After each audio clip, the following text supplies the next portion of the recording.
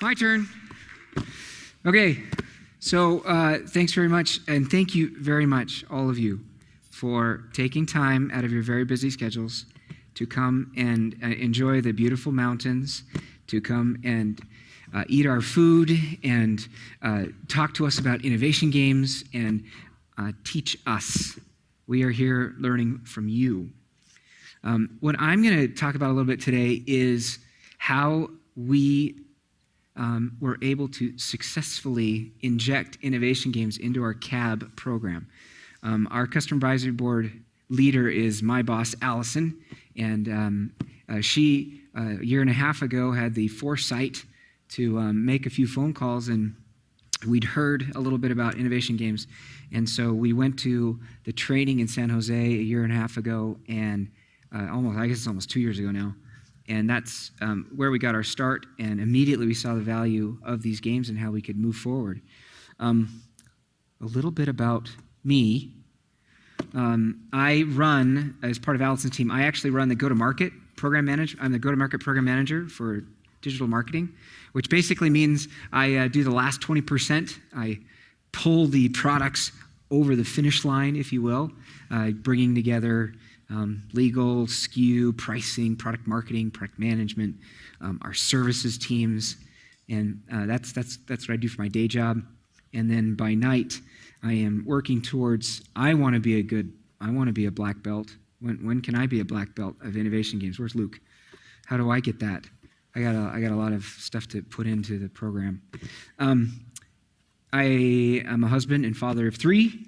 I am an unabashed 12th man. Go Hawks.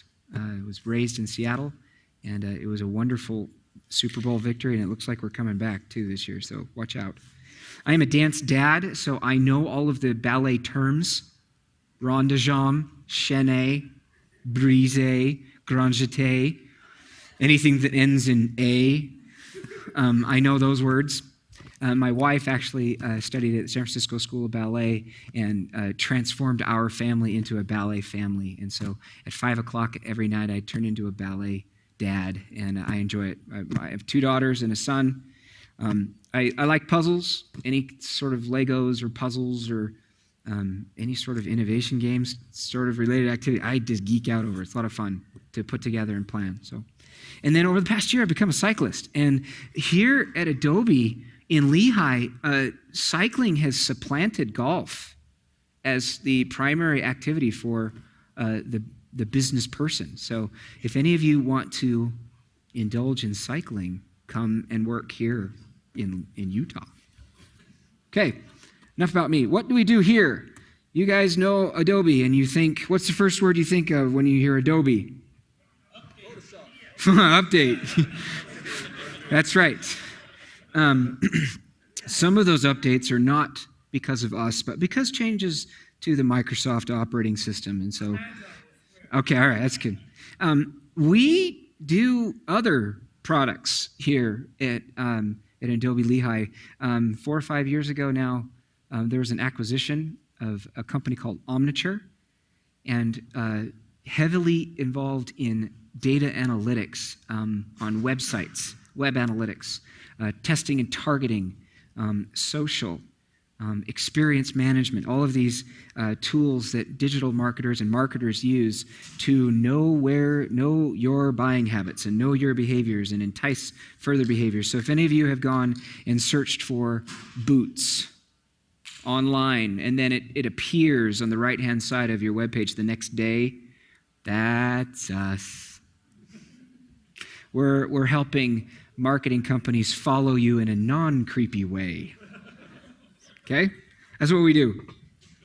All right, so today, I'm going to take you through the journey of becoming an innovation games producer.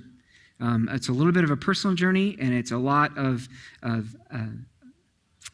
our digital marketing customer advisory board's journey of turning what was a very good customer advisory board into a better customer advisory board, one that informs our business. I'm going to tell you some of the lessons that I learned, because I often make mistakes and I learn from them. And so I want to share with you some of the lessons that I've learned. I'll give you some advice on tips and best practices, and please feel free to ask questions on any of those things. And then I want to just end on how I use innovation games to supercharge our CAB events, okay? As I said earlier, I started almost 2 years ago in Deb's class. I was where some of you are that have just become familiar with innovation games. I was just a little chick, and I hatched. And all of us started somewhere. I hatched into the world of innovation games in February of 2013. And right away, my manager said, okay, do innovation games for Customer Advisory Board, which was only a month later. So I immediately went from just learning what innovation games were, speedboat or sailboat, to, hey, produce this set of games for our Customer Advisory Board in March. Go. Okay. I created it. I tried. I did my best. I followed the script, and I stuck with the basics. Sailboat, buy a feature, product box. And these games were successful, and we learned a great deal from our customers, and our customers really enjoyed the activity. And we kind of were able to, we were able to turn the activity of Customer Advisory Board kind of on its ear. Typically, in a Customer Advisory Board setting, and you will see how that name is a little bit backwards, you have somebody presenting information on what our product roadmap is, and the customers are sort of beginning to nod off at about 2:30, right about almost now. And then at the end of the presentation, the product manager says something like this, like, is that right? And the customers kind of go, I didn't really get a chance to talk very much. Innovation games turned all of that on its ear. We were able to have the customers do 80% of the talking and our product people doing 20% of the talking. And it just really flipped it on its ear, and the customers loved it. They loved talking to each other about the problems. They loved it when I stood up in front and kind of introduced the game, and I would say to the participants, this is the Andy rule when playing innovation games. The participants are allowed to throw their Sharpies at the observers if the observers talk in the game. And that's my rule. Okay, so observers are quiet. And it was really interesting to watch the engineers and the product managers kind of sit on their hands and like, nope, can't talk. Can't talk. Let the customers figure it out, because they will. And the other thing that we discovered about innovation games is that the real gold is in those observer notes. And I'm sure I'm preaching to the choir here. You guys all know this. The real gold is what is in those observer notes. We understood why customers act the way they acted. We understood what they were interested in seeing in our products. We also uncovered the processes by which they came to their decisions in using our products. It was a tremendous eye-opening event for all of us that first time. So that was cool.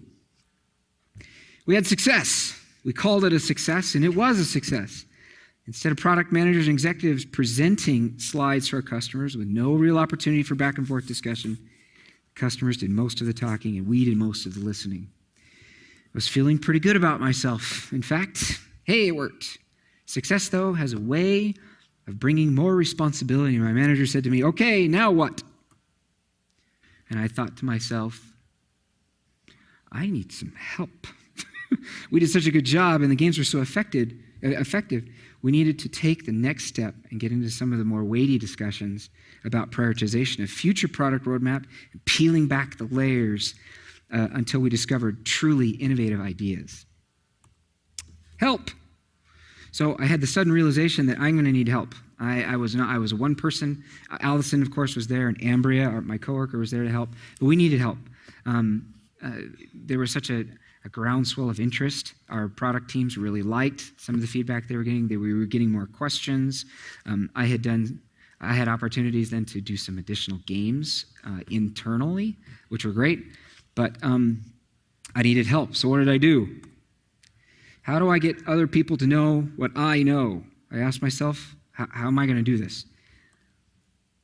So first tip that I have is create the network. If you are building a brand new innovation games office that is not yet called an innovation games office, but is still in its infancy, you need to start building a network of people, and that's exactly what I did.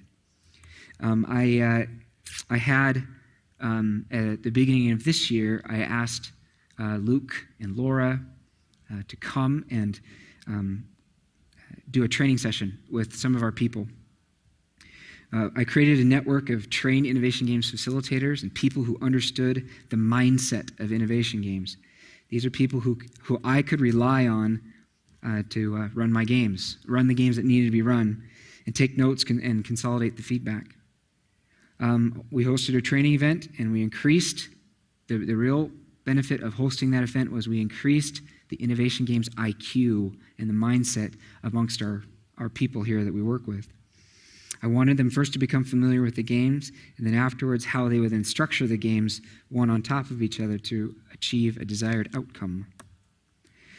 All right, the next thing I learned, and there's another tip for you, is to be resilient.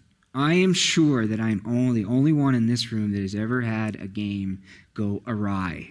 I am sure that I'm the only one that has ever had a game not go well. Let me give you an example of a game that could have been more effective. We did a game with our analytics team, and we thought, okay, this is 2 years ago, we want to know how a combined messaging strategy would be for our analytics product. We wanted to understand how our customers would tell us what would be most applicable to them. And so we thought, okay, there were going to be probably, 40 analytics customers there, so we had maybe 38. We had 4 or 5 tables, and we thought, okay, here's what we'll do. We'll split them up by their functional role. And so everybody like-minded at the table would tell us how to sell to them. So here's the results. All right. We had at the tables analysts, marketers, web developers, and executives. All right. Analysts, marketers, web developers, and executives. Who do you think of that group I just mentioned made this box? It has a bulleted list of features. It has kind of flow chart diagram, analysts. Absolutely right. This is what the analysts taught us. Okay? Good guess. Good try. All right, what do you think? Who made this one? It looked like, exactly, it's a marketing. This is the offer. This is the fine print. It's just all perfectly laid out here. Come by us. Marketers. Yeah, bling. Thank you. That's a good word. I'm going to write that word down. All right. Who did this one? With the nice layout, just like a web page, 3, one on the side. You turn it over on the back, it continues down. This is our web developers box. I mean, holy cow, we could have predicted the outcome of these boxes had I known what I know now back then. This game did not go well. And have you ever had an executive that just wanted you to say yes to whatever they asked?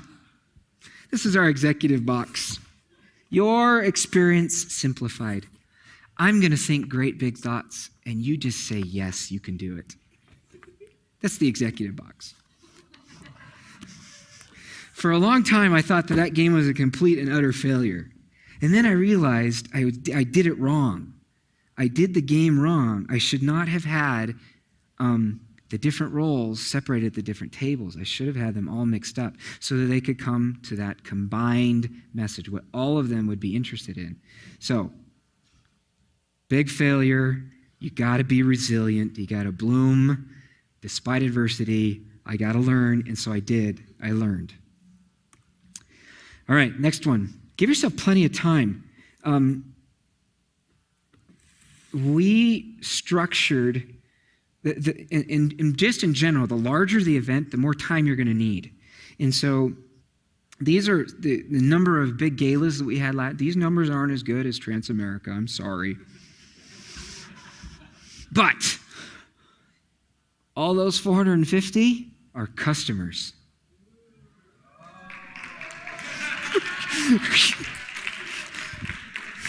Okay? So give yourself plenty of time to organize these events. We had to pull together. Now, in order to accomplish this, I had to rely on that network. I had to immediately having Luke and Laura come out and train people. That was the network that I built. I had to train observers. I had to go a lot of back and forth with the product groups on the different what they wanted to know. And some of the teams took a little bit of time in figuring out what they wanted to know. So we played games in order to figure out what games to play. Does that make sense? And so sometimes that's what you got to do. You got to get these people in the room and do that. And then it does take a team of people to pull off these major events. And so give yourself plenty of time in order to do that. All right, let the idea sit. Not all of your first inclinations are going to be the right idea. And there was one particular game where in our first event, we structured CAB around 3 main events in Salt Lake City, in London, in Australia. 3 main events with several monthly and quarterly calls as we go out throughout the year, and then some minor events too. And so between the Salt Lake event and the London event, there was a game that we played with the executives that, again, didn't go quite as well as we wanted it to. And I was thinking long and hard about the executive event in London as a result. The conclusion that I first came to was to run and I was really trepidatious of running a hot tub game with executives. That was a conclusion I came to. And that wasn't quite right, and it didn't sit well. Hot tub with executives, they just could have just gone all kinds of haywire. But I still wanted those executives to get themselves thinking outside the box and not necessarily, we'd run Remember the Future, wasn't right, hot tub didn't sit right, so I just kind of let it sit. I kind of let it simmer a bit. Over the weekend, I came back this was on a Friday, I came back on a Monday, and I was like, Spiderweb is the game. And here's how it's going to work. The Spiderweb game, we asked the executives to help us understand how content got onto their .com. These were marketing senior directors or vice president level in marketing organization. We just asked them, how do you get things onto your website? What's the process? And they went through and there was a whole gigantic list of awesomeness that came out of that game. We were able to then, and it got to the point where one of our executives took a picture of that game, and for an entire quarter, that was his roadshow presentation, is how much they had learned just from that game. Sometimes you have to let things sit, percolate, come to a better conclusion, okay? Let it sit rule. It's more than just one game, too. In making that transition between a facilitator and a producer, I know I'm preaching to the choir here, and you guys and there's several of you that know this much better than I do. You kind of have to plan a series of games, one right on top of each other, in order to get a desired outcome, taking it all the way from innovation, ideation, to some sort of a consensus on what should or could be built.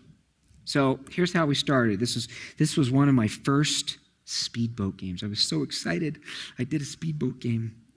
Woohoo! Then there's the evolution. We evolved a plan in the next year, coming from year 2013 and 2014.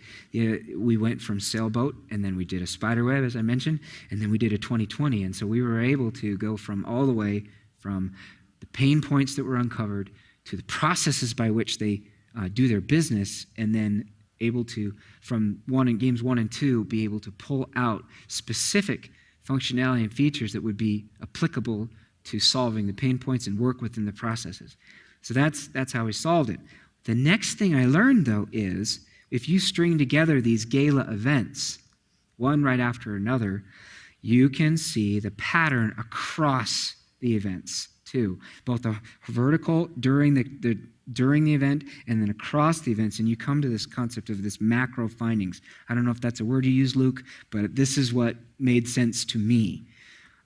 In understanding bits and pieces, and I was able to, as the producer, see across the business and offer suggestions based upon an articulated set of customer feedback for our executives. That, to me, is what really becoming a producer feels like. Okay? And finally, I don't know if this is the last one, maybe it is, but I think it is. The last one is become an advocate. I think there was a word an ambassador is the word that you used, but just, and Alice and I were just talking about this at lunch. Someday we need to have an innovation games office. We need to have that. But until then, it's bringing in Contenio or the consultants to say, let's increase the knowledge of the people that you're working with, who would benefit from it the most, and really work on getting that group of people bought into the change of mindset. We go to business school, we go to college, we learn how to do reports and analysis, and all that stuff is really great. But we also need to understand and change our mindset that it is about people solving problems together, and that is where we will have success. Now, we haven't reached that point yet at Adobe. We're working towards it. That's where we want to go. In fact, I thought we were doing pretty well on that maturity curve for innovation games until a couple of people that talked before me kind of set the bar a little higher, and I realized how much further I've got to go. So the key for us is advocacy, and we need to promote right thinking to solve complex problems with fun, interactive games. So there is the recap. Create a network. Be resilient. Give yourself plenty of time to plan good, solid gala events. For the games that don't immediately click, let it sit. And remember that it's more than one game. It's a series of games put together. And then as a producer, take a look at the game and all of the events that have taken place across the year or the period of time and provide those learnings in an articulated way to your management. And finally, just be an advocate. What we were able to do was we fundamentally supercharged our CAB events, having our customers are look forward now to playing these games with us because they know that they're going to be able to speak with like-minded individuals that have similar problems, and they know that they're going to solve them together. They also really like helping us help us to define our roadmap. That's exciting to them, and we bring them into our development process. And finally, most importantly, the innovation games here at Adobe inform our business. We've moved beyond just feature functionality and prioritization and roadmap, but we have a mindset of we are informing our business because of innovation games. That's it.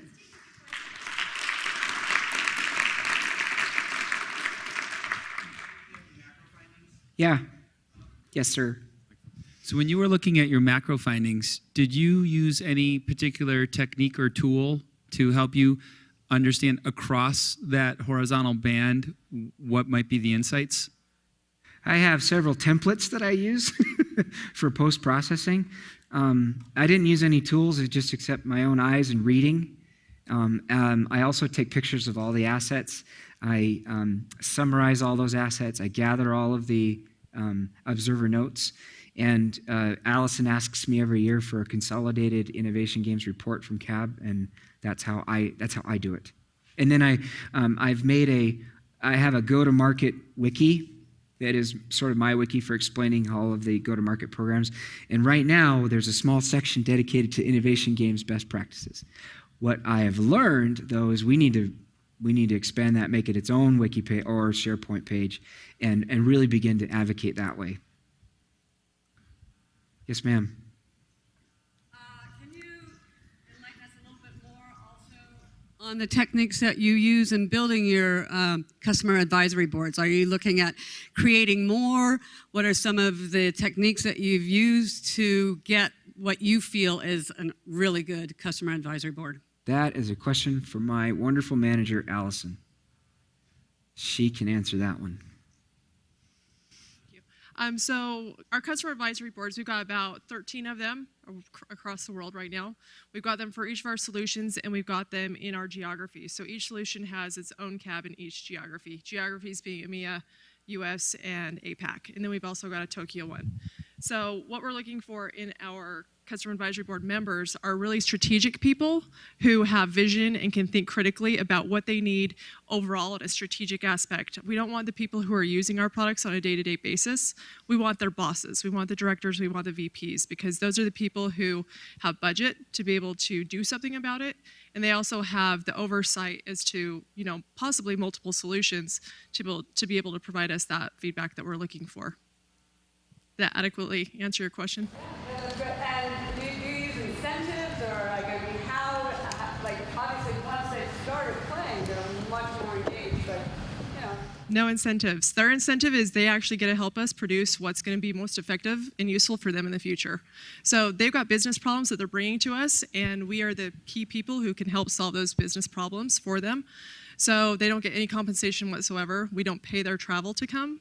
And we've got, over 200 members worldwide, and they come on their own dime. We give them, we try and butt it up to our annual summit conference. And so that way they come, they're paying for travel anyways. They come 2 days early to come to our meetings. We give them a discount to our summit event, which is like, $400 or $500 off of that. And then we give them about $100 to $150 appreciation gift at the end of that. Roku player, iPod, Kindle, whatever it is. But they just understand and they see the value, and we've got a wait list of probably 150 people who want to be on our cabs right now.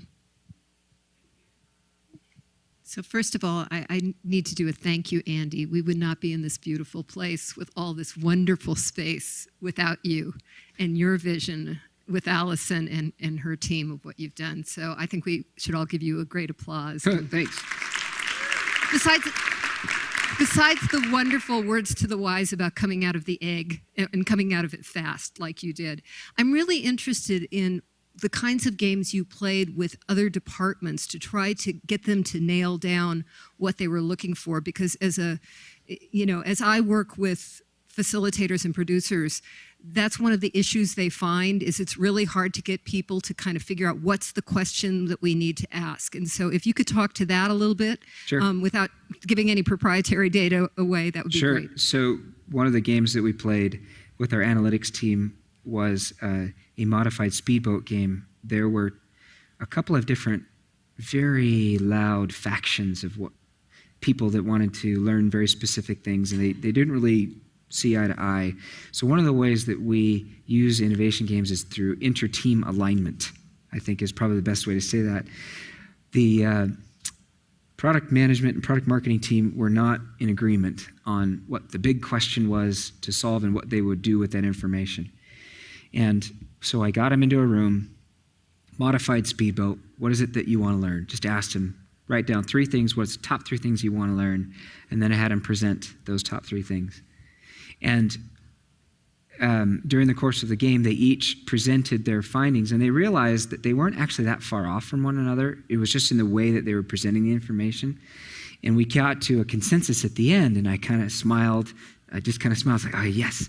And one of the, I said yes, and then under my breath, I kind of went, cognitive dissonance. And I was really happy because that was a term that I put through into the game and learned from Luke and was really excited about it. And one of our product managers kind of looked at me. He's like, you didn't mean to do that. And I went, yes, I did. I absolutely did mean to do that. And it's true. When the games provide a framework by which you can get people with very different ideas to come to a consensus just naturally. And I don't know a better way to describe it than that, but cognitive dissonance, intentional design, all of these words, they are real, they work, they're fun, and most importantly, they help business make the right decisions. It becomes what's right, not who's right, and that's awesome. Any other questions? Yes, ma'am. I don't have a ball. I need a ball. I'm sorry, bring my little bag. Okay. Mine is really simple. Are you planning on taking this online? Yes, we are, absolutely. There's desire. We need to think through the framework of setting it up so that it's easy to do. We have the framework already in sense of we are already talking to our customers constantly.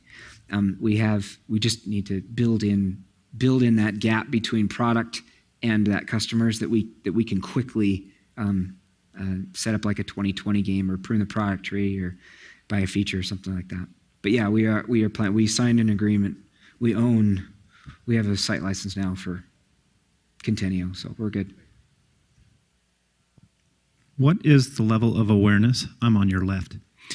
What's the level of awareness of the games and how you're using them and the impact that they're having at the executive level within digital marketing? I should ask you that question too. This is Peter Green. He does a lot of this stuff on the digital media side. Digital marketing, it's low at the executive level. It's high at the lower level. It's moderately well known at the lower levels, but that's where it's going to grow. We know that's where the fertile field is and where we grow from.